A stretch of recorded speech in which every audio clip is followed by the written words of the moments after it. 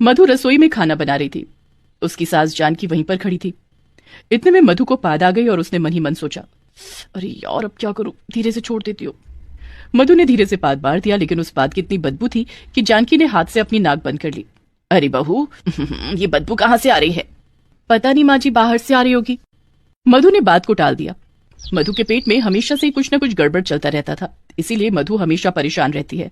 शादी से पहले सब कुछ सही था, लेकिन मधु के ससुराल में बहुत ज्यादा मसालेदार खाना खाया जाता है, इसीलिए शादी के बाद से ही मधु के पेट में गड़बड़ शुरू हुई है। शादी के बाद मधु जब पहली बार रसोई में घुसी, तब उसकी सास ने कहा, ये क्या बहू, इतना सा मिर्च पाउडर क्यों दे रही हो, और डालो। और लेकिन ज्यादा तीखा खाने से पेट खराब हो जाता है। अरे हम लोगों को कुछ नहीं होता है, तुम मिर्च पाउडर डालो। मधु ने बहुत ज्यादा मिर्च पाउडर डाल दिया, लेकिन खाते समय उसके ससुर ने कहा, अरे ये खाने में टेस्ट नहीं आ रहा है, तीखापन थोड़ा कम है। मधु के पति रमेश ने कहा, मधु और ज्यादा मिर्च डाला करो, हम तीखा खाते हैं। लेकिन मधु को तीखा खाने की आदत नहीं थी, इसीलिए कुछ ही दिनों में वो बीमार पड़ गई। उसके पेट में गैस होने लगा। उसने रमेश से कहा, सुनो जी, मुझे इतना तीखा खाने की आदत नहीं है, मेरे पेट में गैस हो रही है, चलो ना डॉक्टर के पास चलते हैं। अरे ऐसी छोटी छोटी बातों पर डॉक्टर के पास कौन जाता है? हाँ, कुछ दिन तीखा खाओ, आदत पड़ जाएगा। रमेश ने मधु की बात को टाल दिया। मधु ने किसी से और कुछ नहीं कहा और आज रसोई में उसकी बात निकल गई और जानकी बदबू सह नहीं पाई। जानकी वहां से भाग गई। रात को खाना खाने के बाद मधु रमेश के पास सो गई और नींद में 2-3 बात मार ली। रमेश नींद से उठ गया। अरे मधु, बदबू से मेरा सर चकराने लगा है, ये सब क्या कर रही हो तुम? मैंने तो पहले ही कहा था कि मुझे डॉक्टर के पास ले चलो, पर तुमने नहीं सुना।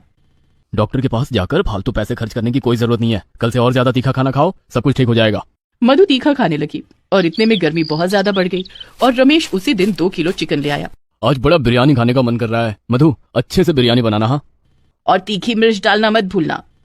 इतनी तीखी मिर्च डालना कि बिरयानी लाल रंग की बने, तभी तो बिरयानी खाने में मजा आएगा। मधु चुपचाप वैसी ही बिरयानी बनाने लग गई। उसने बहुत ज्यादा तीखी मिर्च डाल दी और बिरयानी खाकर सभी ने कहा, वाह मधु, आज जाके तुमने कुछ अच्छा बनाया है, बहुत तीखा है।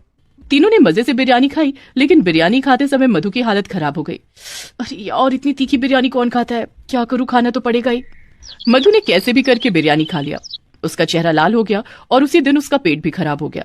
रात को वो रसोई में खाना बना रही थी, तभी उसे जोर से पॉटी आई। अरे बाप रे, पेट में बहुत दर्द हो रहा है, मुझे अभी वॉशरूम जाना होगा।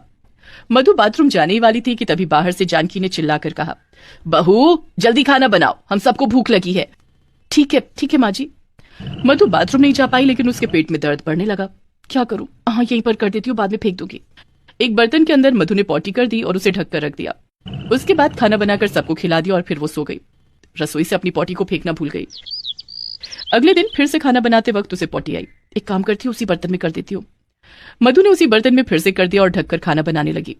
तभी रमेश ने आकर कहा, मधु, आज मेरे दोस्त लोग आने वाले हैं, आज शाम को तुम्हें करीब 20 लोगों का खाना बनाना होगा। ठीक है, मैं बना दूंगी, लेकिन मेरा पेट खराब है, मुझे डॉक्टर के पास जाना होगा। फिर से वही बात, ये सब पेट वेट कल ही ठीक हो जाएगा, तुम खाना बनाने पे ध्यान दो। रमेश ने बात को फिर से टाल दिया। ये लोग मुझे डॉक्टर के पास नहीं ले जाएंगे, हे भगवान मुझे बचा लो, ऐसे ही चलता रहा तो मैं कुछ दिन में मर जाऊंगी, मुझे बचा लो भगवान। मधु ने पूरा दिन रसोई में बिता दिया। उसे बाथरूम जाने का भी मौका नहीं मिला, इसीलिए वो उसी बर्तन में बार बार पॉटी करती रही। शाम हो गई, रमेश के दोस्त लोग आ गए और खाने का इंतजार करते रहे। यहाँ बेचारी मधु अकेले क्या करेगी। खाना तैयार हुआ? नहीं, थोड़ा बाकी है। और कितना टाइम लगेगा मधु, कुछ तो हुआ होगा। अरे इस बर्तन में क्या है, ये बर्तन तो ढका हुआ है, मैं यहीं पहले ले जाता हूँ। अरे नहीं, वो नहीं। रमेश के पास मधु की बात सुनने का टाइम नहीं था। वो उसी बर्तन को ले गया जिसमें मधु ने पॉटी करके रखी थी और अपने दोस्तों को वही सर्व कर दिया। सभी दोस्त लोग छीछी करने लगे। छी छी छी छी छी, हमें घर बुलाकर पॉटी खिलाता है। तुझे शर्म नहीं आई रमेश, आज से तेरे साथ सभी दोस्ती खत्म। ये बोलकर सभी चले गए।